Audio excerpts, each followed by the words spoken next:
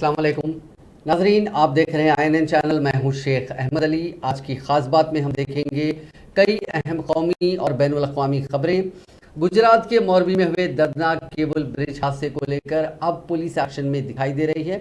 बड़ी कार्रवाई करते हुए पुलिस ने 9 लोगों को हिरासत में ले लिया और उनसे पूछताछ की जा रही है। दूसरी तरफ 1 नवंबर को वज़ीर-ए-आज़म नरेंद्र मोदी मोरबी का दौरा करने वाले हैं, जहां वो मुतासिरा कुओं से मुलाकात करेंगे। गुजरात के वज़ीर आला भूपेंद्र पटेल ने पहले ही जाए हादसे पर पहुंचकर रेस्क्यू ऑपरेशन का जायजा लिया और ये रेस्क्यू ऑपरेशन हुनूस जारी है। रिपोर्ट्स में यह भी बताया जा रहा है कि SIT मोरबी पुल इलाके में पहुंच गई है। जांच का अमल शुरू हो चुका है। काबिल जिक्र है कि मोरबी पुल हादसे में अब तक 141 लोगों की हलाकत की तस्दीक हो चुकी है। मुतअद्दिद अफराद जख्मी हैं जिनका इलाज मुख्तलिफ अस्पतालों में चल रहा है। एक और खबर यह आई थी कि अब भी करीब 100 अफराद लापता हैं। बताया जा रहा है कि हिरासत में लिए गए लोगों में पुल के मैनेजर और रखरखाव के कन्वीनर शामिल है। इसके अलावा पुलिस पुल के मैनेजमेंट से जुड़े तमाम लोगों से पूछताछ कर रही है। इससे कबल एक अफसर ने बयान दिया था कि इस पुल की मरम्मत करने वालों ने उसे फिर से खोलने से पहले अफसरान से फिटनेस सर्टिफिकेट नहीं लिया था, ना ही इसे खोलने के लिए हुकूमत से इजाज़त ली गई थी। मोरबी पुल हादसे के बाद इंतजामिया ने ज्वेल ब्रिज मैनेजमेंट के मैनेजर, रखरखाव टीम के मैनेजर के खिलाफ ताज़ीरात हिंद की दफ़ा 304, 308 के तहत 308 और 114 के तहत जराइम का मामला दर्ज किया। शिकायत में कहा गया कि पुल का मुनासिब रखरखाव नहीं किया गया। कुछ और खबरें ये भी सामने आई कि जिस कंपनी को इस पुल की मरम्मत का काम दिया गया था वो दरअसल मच्छरों के मारने के बैट्स बनाती है और बल्ब बनाती है। उसे पुल बनाने का या फिर पुल के रिपेयर का पहले से कोई तजुर्बा नहीं था। गुजरात में केबल ब्रिज हादसे में बीजेपी के एक रुकने पार्लियामेंट के रिश्तेदार भी हलाक हो गए। राजकोट के बीजेपी MP मोहन भाई कल्याण जी कुंद्रिया ने इस हादसे में अपने खानदान के 12 अफराद को खो दिया। कुंद्रिया ये कहते हुए रो पड़े कि उन्होंने केबल पुल गिरने से बच्चों समेत खानदान के 12 अफराद को खो दिया। उनका कहना था कि मकतूल का ताल्लुक उनकी बहन के खानदान से था। कुंद्रिया ने गहरे दुख का इजहार किया कि मरने वालों में ज़्यादातर बच्चे और खवातीन शामिल हैं। कांग्रेस सदर मल्लिकार्जुन खड़गे ने गुजरात हादसे को संगीन वाकया करार देते हुए इसकी तहकीकात का मुतालबा किया। खड़गे ने मीडिया से बात करते हुए कहा कि इस मामले में ज़बरदस्त लापरवाही हुई और सुप्रीम कोर्ट या हाई कोर्ट के रिटायर्ड जज से तहकीकात कराई जानी चाहिए। उन्होंने सवाल किया कि ये भी मालूम होना चाहिए कि जब हाल ही में इस पुल की मरम्मत हुई तो फिर यह हादसा कैसे हुआ।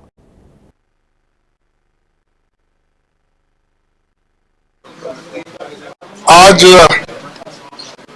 गुजरात में जो एक बहुत बड़ा हादसा हुआ है और उस मोरबी डिस्ट्रिक्ट में जो हैंगिंग ब्रिज टूट गया है, जिसमें सैकड़ों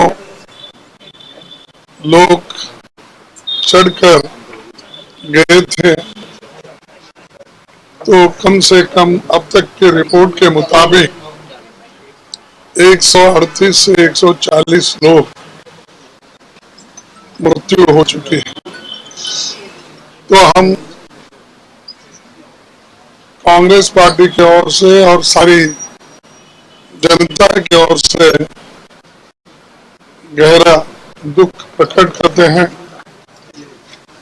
और हम उन आत्माओं को श्रद्धांजलि अर्पित करते हैं और जो मृतक कुटुंब है उनको, उनके कुटुंब को शांति मिले और ये दुखद घटना को सहन करने की शक्ति भगवान उनको दे। और इसी समय मैं ये कहना चाहता हूँ, जो भी लोग इस ब्रिज बनाने में इन्वॉल्व है, इसकी क्वालिटी हो, इसका कंस्ट्रक्शन हो, क्यों इतना जल्दी ये जो ब्रिज दुरुस्त करने के 5 दिन जो पहले उद्घाटन हुआ और 5-6 दिन में ये कोलैप्स हुआ, ये क्या कारण है और इतने लोगों को छोड़ने की कोशिश किसने की, इसका सारा एक इंक्वायरी होना चाहिए। खास करके अगर रिटायर्ड हाई कोर्ट या सुप्रीम कोर्ट के जज के नेतृत्व में इसको करना चाहिए। और दूसरी चीज, जो मृतक लोग हैं उनको जल्द से जल्द सभी जो गवर्नमेंट के ओर से हो या एनडीआरएफ के हो, उनको राहत मिलना चाहिए, कंपेंसेशन भी देना चाहिए। और वो जो घायल लोग हो गए हैं उनके मरम्मत के लिए या उनके चिकित्सा के लिए गवर्नमेंट सभी कोशिश करना चाहिए और उनको बचाना चाहिए। और हमारे लोग अभी कांग्रेस पार्टी के बहुत से नेता लोग वहां पहुंच चुके हैं, हमारे कॉर्पोरेटर पहुंच चुके हैं और अभी हमारे बाकी के जीवन अशोक। गुजरात के मोरबी में पुल हादसे के बाद रियासती हुकूमत निशाने पर आ गई है और बीजेपी पर मुसलसिल लापरवाही के इल्जाम आयद हो रहे हैं। इस ज़माने में कांग्रेस के सीनियर लीडर और राजस्थान के वजीर आला अशोक गहलोत ने भी लापरवाही के लिए बीजेपी हुकूमत पर हमला बोला। वजीर आला अशोक गहलोत ने कहा कि गुजरात के मोरबी में पुल गिरने के वाक़े की गुजरात हुकूमत को जाँच करानी चाहिए और कसूरवारों को सजा भी देनी चाहिए।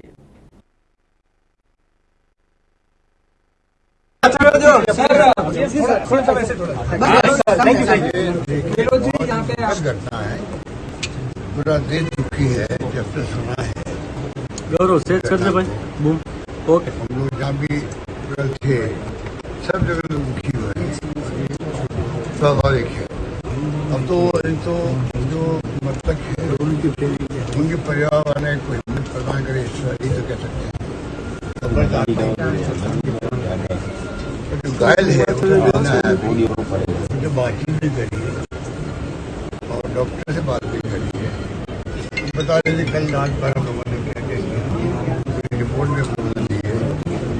मैं समझता हूँ कि पहली जून से जो घायल हैं जिस भी हॉस्पिटल के अंदर यहाँ है और जगह है उनका अच्छा इलाज हो रहा है, मेन बात है। बाकी जो ये घटना घटित हुई है ये एक ओवरब्रिज पे इतने लोगों को एलो क्यों किया गया, इतने लोग कैसे पहुंच गए। अभी तो वो उसका जो शो था जो हमने सुना है, इतने जल्दी आपने एलो भी कर दिया। कहते हैं अभी उसको पूरा टेस्ट भी नहीं होता, या जो कंपनी देख रही है उसने पूरा लाइसेंस भी नहीं लिया इसका जाने का। ये तमाम बातें हम लोग सुन रहे हैं। सच्चाई के लिए जरूरी है कि हाईकोर्ट के जज की अध्यक्षता में कमेटी बने। बहुत बड़ी घटना है ये, सरकार को उसकी गंभीरता से लेना चाहिए इसको। कमेटी बने और 3 महीने रिपोर्ट आए जिससे कि असलियत मालूम पड़ सके, सच्चाई क्या है, उसके हिसाब से फिर एक्शन भी हो तब लोगों में कॉन्फिडेंस जमेगा, सरकार ने तत्काल कार्रवाई करी। मेन बात तो देखो ये है। और अभी तो मैंने सुना कोई कमेटी बने, कमेटी को चुप नहीं बनाने, कमेटी तो अधिकारी को बनती रहती है। अधिकारी तो उसमें जो बनाते हैं इन्वेस्टिगेशन किए होंगे वो अधिकारी होंगे। तो मैं मानता हूँ कि ऐसी घटना के वक्त में इंक्वायरी बैठी, 3 महीने रिपोर्ट आए, सबसे बड़ी बात है। एसआईटी का गठन तो किया गया है। एसआईटी क्या होती है, तो कोई निष्पक्ष जांच के लिए हाईकोर्ट के जज की अध्यक्षता में कमेटी बने, तब तो मैं समझता हूँ कि कम से कम न्याय मिलेगा। प्रशासन की तरफ जिनके घरों से मौतें हो गई है उनके आप सोचिए क्या बीतरी होगी उनके घरों पर, कोई कल्पना नहीं करते। क्या और लापरवाही से अगर कोई कैलेमिटी होती है मान लीजिए, प्रकृति का प्रकोप होता अलग बात थी, ये मैन मेड टाइप हो गया है। इसलिए अच्छे से सामने आना बहुत आवश्यक है। पब्लिक इंटरेस्ट के अंदर है। मुआवजे की बात करते हैं, प्रदेश कांग्रेस कमेटी की तरफ से 30 लाख मुआवजे की बात की गई। कांग्रेस लीडर राहुल गांधी ने कहा कि गुजरात के मोरबी में पुल गिरने की खबर अफसोसनाक है। जब एक प्रेस कॉन्फ्रेंस के दौरान उनसे सवाल किया गया कि इस हादसे के लिए वो किसको जिम्मेदार ठहराते हैं, तो उन्होंने कहा कि इस हादसे में कई लोगों की मौत हुई है, ऐसे वाक़े को लेकर सियासत करना अच्छी बात नहीं है। I don't want to politicize this incident. People have died here. It is disrespectful for them to politicize this incident, so I'm not going to do it. ये ब्रिज टूटा, ये एक्ट ऑफ गॉड नहीं, act of fraud है।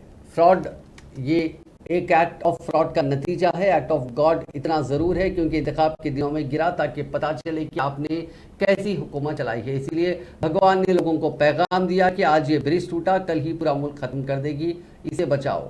ये भगवान ने पैगाम भेजा है। ये अल्फाज वज़ीर आज़म नरेंद्र मोदी के हैं और इन्हीं अल्फाज को लेकर NSUI के सरबराह श्रीनिवास बीवी ने सवाल उठाया है। लेकिन आप किसी गलत फहमी में मत रहिए। अल्फाज का गुजरात के मोरबी में केबल ब्रिज टूटने से कोई लेना देना नहीं है। ये तो मगरबी बंगाल के गुज़िश्ता असेंबली इंतखाबात के दौरान वज़ीर आज़म की तकरीर का हिस्सा है। मोरबी मामले में तो उन्होंने बस इतना ही कहा कि मेरी हमदर्दी इस हादसे के मुतासरीन के साथ है, वो भी एक बड़ी तकरीब के दौरान पार्क के इफ्तिताह के मौके पर। आपको सुनाते हैं कि मोदी ने जब वेस्ट बंगाल का ब्रिज गिरा था तो उस वक्त क्या कहा था। ब्रिज टूट गया तो क्या कहते हैं ये लोग? ये कहते हैं ये तो एक्ट ऑफ गॉड है। दीदी, ये एक्ट ऑफ गॉड नहीं, ये तो एक्ट ऑफ फ्रॉड है। फ्रॉड, ये एक्ट ऑफ फ्रॉड का परिणाम है। ये एक्ट ऑफ गॉड तो उस मात्रा में जरूर है क्योंकि चुनाव के दिनों में गिरा ताकि पता चले कि आपने कैसी सरकार चलाई है। इसलिए भगवान ने लोगों को संदेश दिया है कि आज ये ब्रिज टूटा, कल ये पूरा बंगाल ऐसे ही खत्म कर देगी, इसको बचाओ। ये भगवान ने संदेश भेजा है। उड़ीसा में भी मोरबी जैसा एक हादसा सर्जद हुआ जिसमें 7 अफराद संगीन तौर पर जख्मी हो गए। रिपोर्ट्स के मुताबिक कालाहंडी जिले के भवानीपटना थुआमल रामपुर सड़क पर एक पुल टूटने की वजह से 2 गाड़ियां नीचे गिर गई। इस हादसे में गाड़ी में सवार 7 अफराद शदीद तौर पर जख्मी हो गए जिन्हें जिले हेडक्वार्टर अस्पताल ले जाया गया। बताया गया कि पुल की हालत खस्ता हो चुकी थी और इसका मुनासिब रखरखाव भी नहीं हो रहा था। सुप्रीम कोर्ट में आज सिटीजनशिप अमेंडमेंट एक्ट यानी CAA के खिलाफ दाखिल अर्जियों पर समाअत हुई और अदालत ने 2 वकीलों को बतौर नोडल मुकर्रर किया जिन्हें सभी अर्जियों में उठाए गए अहम इश्यूज को यकजा करने की जिम्मेदारी सौंपी गई। साथ ही सभी अर्जियों के खिलाफ आइंदा समाअत के लिए 6 दिसंबर की तारीख मुकर्रर की गई। काबिल जिक्र है कि CAA के खिलाफ 232 अर्जियां दाखिल की गई हैं, उनमें से 53 आसाम और त्रिपुरा से जुड़ी हुई हैं। अदालत वाज़ेह कर चुकी है कि उन्हें बाकी मामलों से अलग सुना जाएगा। Chief justice of India UU Lalit, justice S Ravinder Bhatt और बेला M त्रिवेदी की डिविजनल बेंच ने आज CAA मामले पर समाअत शुरू की। बेंच ने मामले को 6 दिसंबर को एक डिप्टी कमिश्नर बेंच के सामने आगे की समाअत के लिए पोस्ट कर दिया। इतवार को मरकजी हुकूमत ने सुप्रीम कोर्ट से CAA को चैलेंज करने वाली अर्जियों को खारिज करने की अपील की थी। इससे कबल गुज़िश्ता 12 सितंबर को समाअत के दौरान सुप्रीम कोर्ट ने मरकजी हुकूमत को सैकड़ों अर्जियों की छटनी करने और जवाब दाखिल करने के लिए 4 हफ्ते का वक्त दिया था। वाज़ेह है कि 2019 में पेश तरमीम शुदा CAA के मुताबिक पाकिस्तान, बांग्लादेश और अफगानिस्तान से हिंदू, सिख, बौद्ध, ईसाई, जैन और पारसी तबका यानी गैर मुस्लिम तबके के ऐसे महाजरीन को हिंदुस्तानी शहरियत दी जाएगी जो 2014 तक मुल्क में आए हैं। मुसलमानों के बाइकआउट को लेकर अपोजिशन पार्टियों, लीडरों और दीगर इदारों के जरिए सख्त तनकीद का सामना करना पड़ा। इस मामले पर अहम अर्जी इंडियन यूनियन मुस्लिम लीग ने दाखिल की थी। सुप्रीम कोर्ट ने हत्या के इज्जत आमेज खबर शाये करने के इल्जाम में इंडिया टुडे ग्रुप के उस वक्त के चेयरमैन अरुण पुरी के खिलाफ दर्ज मुजरिमाना हत्या की इज्जत के मुकदमे को पीर को मुस्तरद कर दिया। चीफ जस्टिस UU ललित की सरबराही वाली बेंच ने इंडिया टुडे मैगजीन के 30 अप्रैल 2007 के शुमारे में मिशन मिसकंडक्ट के उन्वान से शाये होने वाली एक खबर के सिलसिले में पुरी के खिलाफ दर्ज मुजरिमाना हत्या की इज्जत के मुकदमे को मनसूख करने का हुक्म देते हुए उनकी अपील कबूल कर ली। बेंच ने ताहम वाज़ेह किया कि इस मामले में एडिटर इन चीफ पुरी की अपील को कबूल कर लिया गया जबकि रिपोर्ट लिखने वाले सहाफ़ी की अपील को खारिज कर दिया गया। चीफ जस्टिस ललित ने मामले की समाअत के दौरान कहा कि हम एडिटर को राहत देंगे लेकिन नामा निगाह को नहीं। दिल्ली हाई कोर्ट ने अप्रैल में पुरी और दीगर के खिलाफ दर्ज मुकदमे को मंसूख करने से इनकार करते हुए उनकी दरखास्त को खारिज कर दिया था। इसके बाद दरखास्त गुजारों ने सुप्रीम कोर्ट से रुजू किया। दरखास्त गुजार पुरी की तरफ से पेश होते हुए सीनियर एडवोकेट विश्वनाथन ने लिखा कि M मैथ्यू बमुकाबला केरला हुकूमत के मामले में दिए गए फैसले का हवाला देते हुए दलील दी कि मुतालिका खबर की इशाअत के वक्त एडिटर इन चीफ को जिम्मेदार नहीं ठहराया जा सकता। एक और खबर सुप्रीम कोर्ट से। सुप्रीम कोर्ट ने कैदियों को वोटिंग के हक से महरूम करने को चैलेंज करने वाली मफाद आम्मा की अर्जियों पर पीर को मरकजी हुकूमत और इलेक्शन कमीशन को नोटिस जारी किया। चीफ जस्टिस यूयू ललित और जस्टिस एस रविंदर भट्ट और जस्टिस बेला त्रिवेदी की बेंच ने कानून के तालिब इल्म आदित्य प्रसन्ना भट्टाचार्य की तरफ से दायर एक मफाद आम्मा की अर्जी पर मरकज और इलेक्शन कमीशन को नोटिस जारी किया। दरखास्त में इलेक्शन कमीशन को कैदियों को वोट का हक देने के लिए तमाम जरूरी इकदाम करने के लिए जरूरी हिदायत जारी करने दरखास्त की गई। भट्टाचार्य ने अवामी नुमाइंदगी एक्ट 1991 की दफा 62(5) की दुरुस्तगी पर सवाल उठाया, जिसने कैदियों को वोट देने के हक से महरूम कर दिया। साल 2019 में दायर की गई इस अर्जी में ये ऐलान करने की दरखास्त की गई कि अवामी नुमाइंदगी के एक्ट 1951 की दफा 62(5) के तहत आइन के तहत मसावत की बुनियाद आइन के आर्टिकल 14 में मसावत की बुनियादी हक और आइन के आर्टिकल 326 के तहत वोट देने के आइनी हक की खिलाफवर्जी के लिए आइन का हक नहीं है। कांग्रेस कायद राहुल गांधी ने वाज़ेह तौर पर कहा कि आइंदा इंतखाबात में तेलंगाना में टीआरएस पार्टी के साथ इत्तेहाद करने का सवाल ही पैदा नहीं होता और कांग्रेस यहां तनहा मुकाबला करेगी। भारत जोड़ो यात्रा के दौरान राहुल गांधी ने आज रंगारेड्डी जिले के तिम्मापुर के एक रिसोर्ट में मीडिया के नुमाइंदों के साथ गुफ्तगू करते हुए कहा कि टीआरएस के साथ कोई भी इंतखाबी मुफाहमत न करने का तेलंगाना पीसीसी के कायदीन ने फैसला किया। पीसीसी के इस फैसले का कांग्रेस हाईकमान एहतराम करती है। उन्होंने कहा कि मरकज में नरेंद्र मोदी और रियासत में केसीआर हुकूमत बदनवानियों के जरिए अवाम की काफ़ी दौलत लूटी है और इस दौलत के बल से इंतखाबात में कामयाबी हासिल करने की कोशिश कर रहे हैं।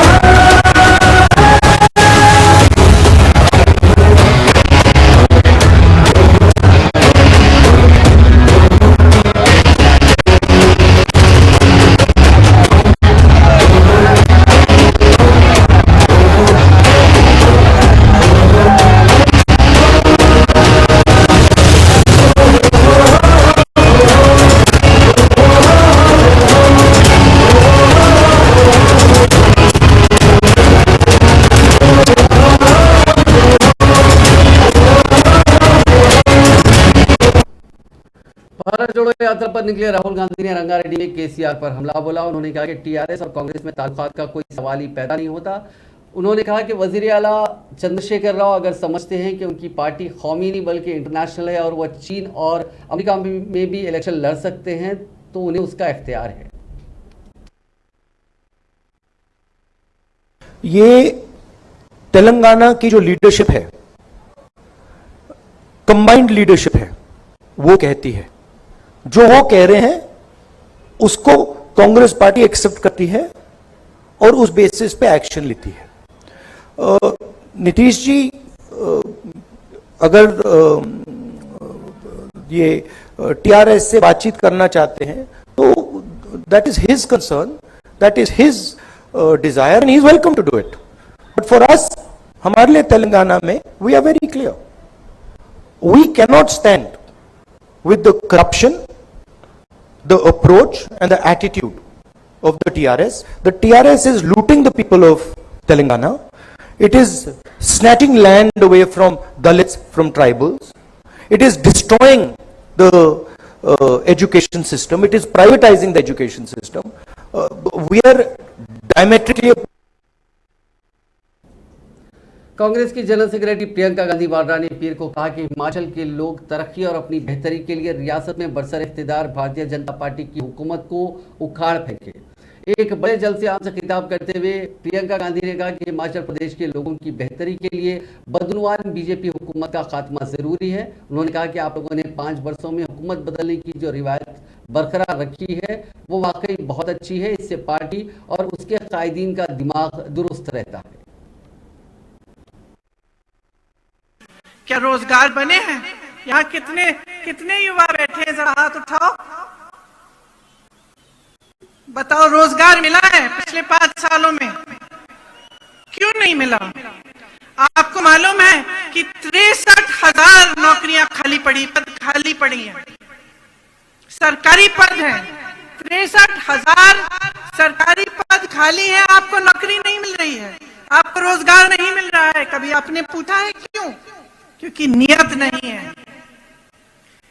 आपके लिए सेना की भर्ती को देखिए, अग्निवीर ले आए। आप कह रहे हैं देश को कि आप देश के लिए शहीद होने के लिए आप तैयार हैं। आप कह रहे हैं आप जाके सरहद पे खड़े होंगे हमारे लिए, और ये सरकार कह रही है कि ठीक है, आपको ना पेंशन मिलेगा, आपको ना कोई रैंक मिलेगा, 4 साल बाद आप घर लौट जाओ। ये हालत है कि हर भर्ती में घोटाला है, चाहे यूनिवर्सिटी के शिक्षकों की भर्ती में घोटाला है, चाहे पुलिस की भर्ती में घोटाला है। तो क्या किया है नौजवानों के लिए? वही नौजवान जो इस प्रदेश को बनाने वाले नौजवान हैं, जिनका भविष्य इस प्रदेश से जुड़ा हुआ है, देश से जुड़ा। वजीर आजम नरेंद्र मोदी ने गुजरात के अपने 3 रोजा दौरे के दूसरे दिन पीर को कहा कि नामुमकिन काम भी उस वक्त मुमकिन हो सकते हैं जब सब मिलकर चलें और साथ मिलकर आगे बढ़ें। आज एकता दिवस की तकरीबा से खिताब करते हुए मोदी ने कहा कि मैं साल 2022 में कौमी इत्तेहाद के दिन को एक खास मौके के तौर पर देखता हूँ। ये वो साल है जब हम अपनी आज़ादी के 75 साल मुकम्मिल कर चुके हैं। हम नई करारदादों के साथ आगे बढ़ रहे हैं। ये परेड जो आज एकता नगर में हुई है, हमें एहसास दिला रही है कि जब सब मिलकर चलेंगे, एक साथ आगे बढ़ेंगे, तो नामुमकिन को भी मुमकिन बनाया जा सकता है। साथियों, आज राष्ट्रीय एकता दिवस पर मैं सरदार साहब द्वारा हमें सौंपे दायित्व को फिर दोहराना चाहता हूं। उन्होंने हमें ये जिम्मेदारी भी दी थी कि हम देश की एकता को मजबूत करें, एक राष्ट्र के तौर पर देश को मजबूत करें। ये एकता तब मजबूत होगी जब हर नागरिक एक जैसे कर्तव्य बोध से ये जिम्मेदारी संभालेगा। आज देश इसी कर्तव्य बोध से सबका साथ, सबका विकास, सबका विश्वास और सबका प्रयास, इस मंत्र को लेकर विकास के मार्ग पर आगे बढ़ रहा है। आज देश में हर कोने में, हर गांव में, हर वर्ग के लिए और हर व्यक्ति के लिए बिना भेदभाव के एक जैसी नीतियां पहुंच रही है। आज अगर गुजरात के सूरत में सामान्य मानवी को मुफ्त वैक्सीन लग रही है, तो अरुणाचल के सियांग में भी उतनी ही आसानी से मुफ्त वैक्सीन उपलब्ध है। आज अगर एम्स गोरखपुर में है, तो बिलासपुर दरभंगा। मरकजी वजीर दाखिला अमित शाह ने आज कहा कि सरदार वल्लभ भाई पटेल ने आज़ादी के बाद मुल्क को मुत्तहिद किया, और अगर वो ना होते तो हिंदुस्तान का नक्शा ऐसा ना होता जैसा कि आज है। पीर को सरदार पटेल विद्यालय में गुजरात एजुकेशन सोसाइटी की तरफ से सरदार पटेल की यौम पैदाइश के मौके पर मुनक़िदा एक प्रोग्राम से खिताब करते हुए अमित शाह ने कहा कि अगर सरदार पटेल ना होते तो हिंदुस्तान का नक्शा ऐसा ना होता जैसा कि आज है। लक्षद्वीप, अंडमान निकोबार, जूनागढ़, जोधपुर, हैदराबाद और कश्मीर सरदार पटेल की मजबूत क़ुव्वत इरादी और क़यादत की वजह से आज हिंदुस्तान का अटूट हिस्सा है। मित्रों, सरदार पटेल के अहिंसा के लिए विचार बहुत वास्तविक। उन्होंने कहा था, जो तलवार चलाना जानता है फिर भी अपनी तलवार को म्यान में रखने की जिसमें हिम्मत है, वो ही वीर है। और अहिंसा के नियमों के पालन करते हुए अन्याय के खिलाफ जो अपनी तलवार को म्यान से निकालता है, वो ही सच्चा अहिंसक है। इतने वास्तविक अहिंसा के लिए विचार सरदार के अलावे मैंने किसी के नहीं सुने। मित्रों, सरदार पटेल के पूरे जीवन का एनालिसिस करें तो इतना निश्चित कह सकते हैं कि मुश्किल समय में कायर लोग बहाना ढूंढते हैं, लेकिन वीर व्यक्ति रास्ता खोजते हैं और परिणाम लाते हैं। हर दिक्कत में सरदार ने रास्ता खोजा और परिणाम लाने का काम किया और देश। एनसीपी के सरबराह शरद पवार की तबीयत खराब होने के बाद उन्हें मुंबई के ब्रीच कैनेडी अस्पताल में दाखिल कराया गया। उनकी अस्पताल से 2 नवंबर को छुट्टी होने की तवक्को है। इसके बाद वो पार्टी के शिरडी कैंप में शिरकत करेंगे, जिसका इनेकाद 4 और 5 नवंबर को किया जाएगा। उत्तर प्रदेश के बिजनौर के अफजलगढ़ में एक हेलीकॉप्टर की जंगल में अचानक इमरजेंसी लैंडिंग करनी पड़ी। बताया जा रहा है कि हेलीकॉप्टर में अचानक से तकनीकी खराबी आ गई थी। हेलीकॉप्टर में 2 पायलट और उत्तराखंड के एक सीनियर अफसर सवार थे, जो देहरादून से उद्यानी जा रहे थे। इत्तला पर मौके पर पुलिस फोर्सेस पहुंची। मकामी लोगों की काफी भीड़ वहां जमा हो गई थी। टीम इंडिया इस वक्त ऑस्ट्रेलिया में जारी T20 वर्ल्ड कप में हिस्सा ले रही है। इतवार के रोज पर्थ में साउथ अफ्रीका के खिलाफ मैच था, जिसमें हिंदुस्तानी टीम को शिकस्त हुई, लेकिन इस दौरान एक ऐसा वाकया पेश आया जिसकी वजह से विराट कोहली काफी नाराज है और उन्होंने सोशल मीडिया के जरिए अपनी बरहमी का इजहार भी किया। दरअसल होटल के अमले ने बगैर इजाजत विराट के कमरे में दाखिल होकर वीडियो बनाई और फिर इसे सोशल मीडिया पर शेयर कर दिया। स्टार खिलाड़ी कोहली ने इंस्टाग्राम पर वीडियो शेयर करते हुए कहा, मैं ये बात समझता हूं कि मद्दा अपने पसंदीदा खिलाड़ियों की एक झलक देखने के लिए बेताब और पुरजोश रहते हैं और हमेशा अपने पसंदीदा खिलाड़ी को सपोर्ट करते हैं, लेकिन इस वीडियो ने मुझे अपनी प्राइवेसी के हवाले से हैरान कर दिया। मैं अपने होटल के कमरे में महफूज नहीं हूं। अगर यहाँ भी मेरे लिए कोई जाती जगह नहीं है तो फिर मैं कहां जाऊं।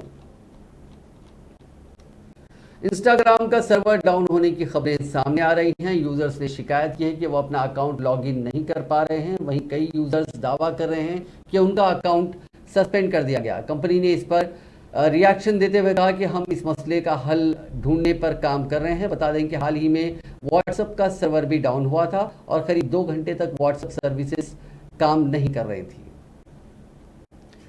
चीन के जेंगजो में कोरोना फिर से बढ़ने लगा है। इसके चलते वहां पर लॉकडाउन लगा दिया गया। जेंगजो में सबसे बड़ी आईफोन फैक्ट्री है। कोरोना और लॉकडाउन की वजह से वहां के मुलाजिमीन बाउंड्री से कूदकर अपने घर भागने को मजबूर हुए हैं।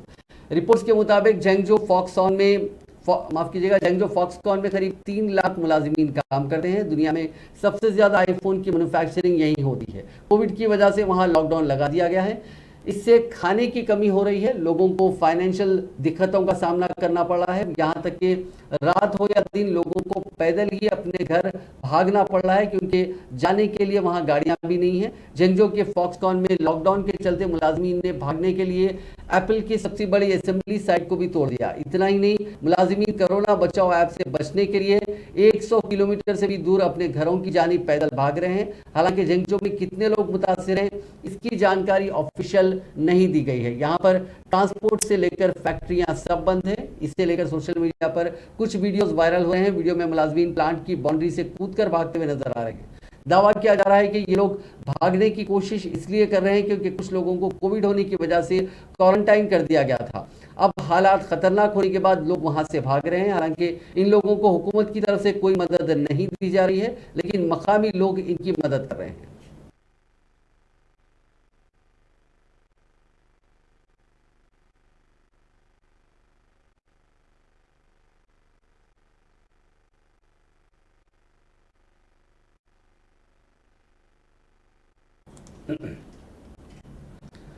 बॉलीवुड के सुपरस्टार आमिर खान की वालदा जीनत हुसैन को दिल का दौरा पड़ने की इत्तला है। उन्हें इलाज के लिए मुंबई के ब्रीच कैनेडी में दाखिल कराया गया। आमिर के करीबी जराये का कहना है कि उनकी वालदा को दिवाली के वक्त दिल का दौरा पड़ा था। जिस वक्त ये वाकया पेश आया, आमिर अपनी वालदा के साथ उनकी पंचगुनी में वाक़ रिहायशगाह पर मौजूद थे, जिसके फौरी बाद उन्हें अस्पताल ले जाया गया। नाजरीन, आज की खास बात में बस इतना ही। आपसे कल मुलाकात होगी नई खबरों के साथ। आप देखते रहिए INN चैनल।